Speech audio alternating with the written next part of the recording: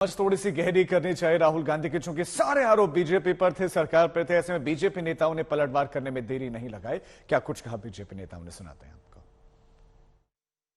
कितना लैंड कांग्रेस के कालखंड में, नेहरू जी के कालखंड में स्पेशली, और बाद में कैसे हमारा परमानेंट मेंबरशिप इन्होंने सैक्रिफाइस करके चाइना को दिया, ये सब it is in front of the people and people know what is happening. And Rahul Gandhi should not be taken seriously because ये तो कोई कुछ बोलते हैं, कोई कुछ लिख के देते हैं, वो पढ़ते हैं। I don't want to react on it. विपक्ष की तरफ से अगर सरकार को किसी विषय पे अगर सचेत किया जाते हैं, सतर्क किया जाते हैं, तो ये क्या गुनाह है?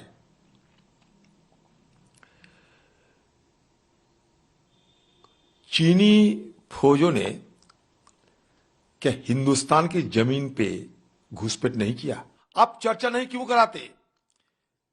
राहुल गांधी जी की फोर फादर कहे, जो भी कहे, जो कुछ भी आरोप लगा रहे हैं, लेकिन 1962 जंग के बाद स्वर्गीय पंडित जवाहरलाल नेहरू जी की उपस्थिति में 165 एमपी सदन के अंदर चर्चा किए थे ये 1962 जंग के बारे में। घंटों घंटों तक चर्चा हुई थी। राहुल गांधी जी को लगा कि उनकी जो मित्रता है, प्रेम भावना है, वो चाइना के साथ बहुत नजदीक होनी चाहिए, और अब इतनी नजदीकी उन्होंने कर ली है कि चाइना क्या करने वाला है वो राहुल गांधी को पता होता है। जैसे कि अभी उन्होंने कहा कि चाइना हमले की तैयारी कर रहा है। अब इतनी नजदीकियां कैसे हुई राहुल गांधी जी की कि एक तरफ तो उन्हीं के पार्टी वाले, उन्हीं के परिवार वाले सो रहे थे, और दूसरी तरफ उन्होंने ऐसा समझौता कर लिया कम्युनिस्ट पार्टी ऑफ चाइना के साथ कि राजीव गांधी फाउंडेशन चाइना के पेरोल पर ही आ गया। भारत की बहादुर सेना चाइना के आर्मी से अरुणाचल में पिट रही है।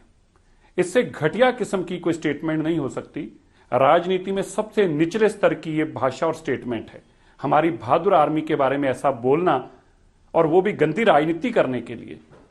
मैं ये जरूर कहना चाहता हूं, अगर सोनिया गांधी और प्रियंका गांधी में वाकई कोई एक अंश भी देशभक्ति का बचा है, तो जैसे भारतीय सेना ने चीन की सेना को दौड़ा दौड़ा कर पीटा, इसी तरह उनको भी अपने बेटे और भाई को जूतों से पीटना चाहिए। इसी तरह बालाकोट एयर स्ट्राइक हो, उसे फर्जिकल कहना, खून की दलाली कहना कि चील कौवे मरे, या आज जब गलवान से लेकर तवांग तक हड्डी तोड़ पराक्रम हमारे सैनिकों ने दिखाया है, तो उनके साहस और शौर्य पर सवाल उठाने का दुस्साहस और महापाप राहुल गांधी ने किया है। और ये वही राहुल गांधी है जिसके परिवार ने 38,000 स्क्वायर किलोमीटर दे दी अक्साई चीन में।